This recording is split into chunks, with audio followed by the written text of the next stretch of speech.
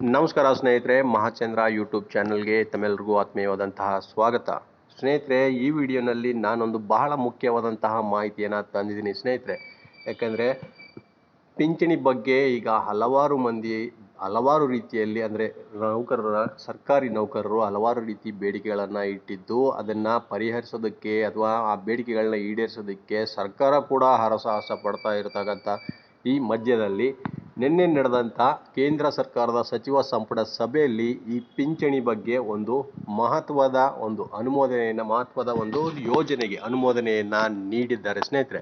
ಅದು ಏನಂತಂದರೆ ಏಕೀಕೃತ ಪಿಂಚಣಿ ಯೋಜನೆಗೆ ಅಂದರೆ ಯೂನಿಫೈಡ್ ಪೆನ್ಷನ್ ಸ್ಕೀಮ್ಗೆ ಒಂದು ಅನುಮೋದನೆಯನ್ನು ಸಚಿವ ಸಂಪುಟ ಸಭೆ ಈಗ ಪಡ್ಕೊಂಡಿರ್ತಕ್ಕಂಥದ್ದು. ಸೊ ಏನಿದು ಏಕೀಕೃತ ಪಿಂಚಣಿ ಯೋಜನೆ? ನಿಮಗೆಲ್ಲ ಗೊತ್ತಿರೋ ಹಾಗೆ ಸ್ನೇಹಿತರೆ, 30ರಿಂದ 35 ವರ್ಷಗಳಷ್ಟು ಸರ್ಕಾರಿ ಸೇವೆಯನ್ನು ಸಲ್ಲಿಸಿದಂಥ ಪ್ರತಿಯೊಬ್ಬ ಸರ್ಕಾರಿ ನೌಕರರಿಗೂ ಸಹ ಅವರ ಮುಂದಿನ ಜೀವನ ತುಂಬ ಕಷ್ಟಕರವಾಗಿರುತ್ತೆ. ಅವರು ಕೆಲಸದ ನಿವೃತ್ತಿಯನ್ನು ಪಡ್ಕೊಂಡು ಅವರ ಜೀವನ ನಡೆಸೋದು ತುಂಬ ಕಷ್ಟಕರವಾಗಿರುತ್ತೆ. ಅವರಿಗೆ ಆರೋಗ್ಯ ಸಮಸ್ಯೆ ಆಗಿರ್ಬೋದು ಅಥವಾ ಕುಟುಂಬದಲ್ಲಿ ಹಲವಾರು ರೀತಿಯ ಸಮಸ್ಯೆಗಳಾಗಿರ್ಬೋದು, ಇವನ್ನೆಲ್ಲ ನಿಭಾಯಿಸ್ಕೊಂಡು ಅವರು ಜೀವನ ನಡೆಸಬೇಕು ಅಂತಂದರೆ ಅದು ಬಹಳಷ್ಟು ಕಷ್ಟಕರವಾದಂತಹ ಜೀವನವನ್ನೇ ಅವರು ನಡೆಸಬೇಕಾಗುತ್ತೆ. ಸೊ ಇಂತಹ ಸಂದರ್ಭದಲ್ಲಿ 30ರಿಂದ 35 ವರ್ಷ ಸೇವೆಯನ್ನು ಸಲ್ಲಿಸಿರ್ತಕ್ಕಂಥ ನೌಕರರ ಬೆನ್ನೆಲುಬಾಗಿ ಈ ಪಿಂಚಣಿ ಒಂದು ನಿಂತುಕೊಂಡ್ರೆ ಸ್ನೇಹಿತರೆ, ಸರ್ಕಾರ ಹಲವಾರು ರೀತಿಯಲ್ಲಿ ಅವರಿಗೆ ಅನುಕೂಲವಾಗಿ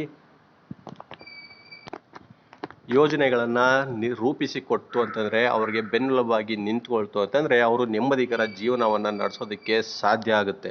ಸೊ ಈ ನಿಟ್ಟಿನಲ್ಲಿ ಈಗ ಸಚಿವರ ಸಂಪುಟ ಸಭೆಯಲ್ಲಿ ಅನುಮೋದನೆಯನ್ನು ಪಡ್ಕೊಂಡಿರ್ತಕ್ಕಂಥ ಈ ಏಕೀಕೃತ ಪಿಂಚಣಿ ಯೋಜನೆಯ ಮುಖ್ಯ ಲಕ್ಷಣಗಳ ಬಗ್ಗೆ ನಾನು ಈಗ ನಿಮಗೆ ತಿಳಿಸ್ಕೊಡ್ತಾ ಇದ್ದೀನಿ.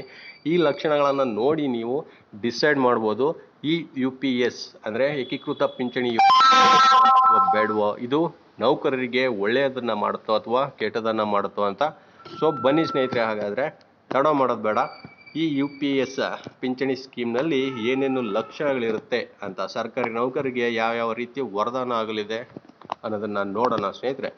ಮೊದಲನೇದಾಗಿ ನೋಡಿ, ಖಚಿತವಾದ ಪಿಂಚಣಿನಲ್ಲಿ 25 ವರ್ಷಗಳ ಕನಿಷ್ಠ ಅರ್ಹತಾ ಸೇವೆಗಾಗಿ ನಿವೃತ್ತಿಗೆ ಮುಂಚಿತವಾಗಿ ಕಳೆದ 12 ತಿಂಗಳುಗಳಲ್ಲಿ ಪಡೆದ ಸರಾಸರಿ ಮೂಲ ವೇತನದ 50% ಆಗಿರುತ್ತೆ.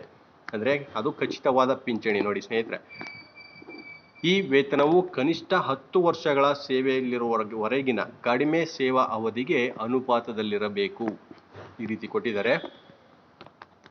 ಅಂದರೆ 25 ವರ್ಷಗಳ ಕನಿಷ್ಠ ಅರ್ಹತಾ ಸೇವೆಯನ್ನು ನಿರ್ವಹಿಸಿರಬೇಕು ಅವರು. ಅದರಲ್ಲಿ ನೋಡಿ, ಕಳೆದ 12 ತಿಂಗಳಲ್ಲಿ ಪಡೆದ ಸರಾಸರಿ ಮೂಲ ವೇತನದ 50% ಖಚಿತವಾಗಿ ಪಿಂಚಣಿಯಾಗಿ ನೀಡ್ತಾರೆ ಅಂತ. ಎರಡನೇ ಅಂಶ ನೋಡಿ, ಖಚಿತವಾದ ಕುಟುಂಬ ಪಿಂಚಣಿ ಬಗ್ಗೆ. ಅಂದರೆ ಸರ್ಕಾರಿ ನೌಕರನ ಅಥವಾ ಅವಳ ಮರಣದ ಮೊದಲು ತಕ್ಷಣವೇ ಉದ್ಯೋಗಿಯ ಪಿಂಚಣಿಯು 60% ಆಗಿರುತ್ತೆ. ಮೂರನೇ ಅಂಶ ನೋಡಿ, ಖಚಿತವಾದ ಕನಿಷ್ಠ ಪಿಂಚಣಿ ಎಷ್ಟಿರುತ್ತೆ ಅಂದರೆ ಕನಿಷ್ಠ 10 ವರ್ಷಗಳ ನಂತರ ನಿವೃತ್ತಿಯ ಮೇಲೆ ತಿಂಗಳಿಗೆ 10,000 ಬರುವಾಗಿರುತ್ತೆ.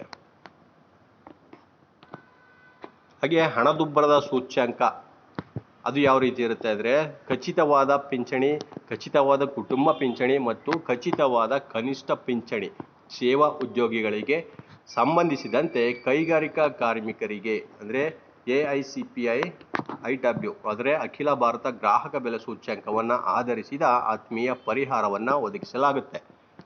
ಹಾಗೆ ಐದನೇ ನೋಡಿ, ಗ್ರ್ಯಾಚ್ಯುಟಿ ಜೊತೆ ಸೂಪರ್ ಆನ್ಯುಯೇಷನ್ನಲ್ಲಿ ದೊಡ್ಡ ಮೊತ್ತದ ಪಾವತಿ ಪೂರ್ಣಗೊಂಡ ಪ್ರತಿ 6 ತಿಂಗಳ ಸೇವೆಗೆ ನಿವೃತ್ತಿಯ ದಿನಾಂಕದಂದು ಮಾಸಿಕ ವೇತನದ 10ನೇ 1 ಭಾಗ ಪಾವತಿಯನ್ನು ಮಾಡಲಾಗುತ್ತೆ. ಅದರ ಜೊತೆಗೆ DA ಕೂಡ ಸೇರಿರುತ್ತೆ. ಈ ಪಾವತಿಯು ಖಚಿತವಾದ ಪಿಂಚಣಿ ಪ್ರಮಾಣವನ್ನು ಕಡಿಮೆ ಮಾಡುವುದಿಲ್ಲ. ಈ ರೀತಿ ಕೊಟ್ಟಿದ್ದಾರೆ ಸ್ನೇಹಿತರೆ. ಇವು ಪ್ರಮುಖವಾದ ಲಕ್ಷಣಗಳು ಸ್ನೇಹಿತರೆ. UPS ಅಂದರೆ ಯೂನಿಫೈಡ್ ಪೆನ್ಷನ್ ಸ್ಕೀಮ್ನ ಪ್ರಮುಖವಾದ ಲಕ್ಷಣಗಳಾಗಿದೆ. ನೋಡಿ, ನೀವು ಗಮನಿಸಿ ಸ್ನೇಹಿತರೆ, ನೀವು ಕೂತು ಯೋಚನೆ ಮಾಡ್ಬೋದು, ಇದು ರಾಜ್ಯ ಸರ್ಕಾರಿ ಅಥವಾ ಕೇಂದ್ರ ಸರ್ಕಾರಿ ನೌಕರರಿಗೆ ಯಾವ ರೀತಿ ಅನುಕೂಲ ಆಗುತ್ತಾ ಅಥವಾ ಇನ್ನೂ ಏನಾದರೂ ಬದಲಾವಣೆಗಳನ್ನು ಮಾಡಬೇಕಾ ಕಮೆಂಟ್ ಮೂಲಕ ತಿಳಿಸಿ ಸ್ನೇಹಿತರೆ. ಮತ್ತಷ್ಟು ವಿಡಿಯೋನಲ್ಲಿ ನಾನು ನಿಮ್ಮ ಜೊತೆ ಭೇಟಿ ಮಾಡ್ತೇನೆ. ನಮಸ್ಕಾರ.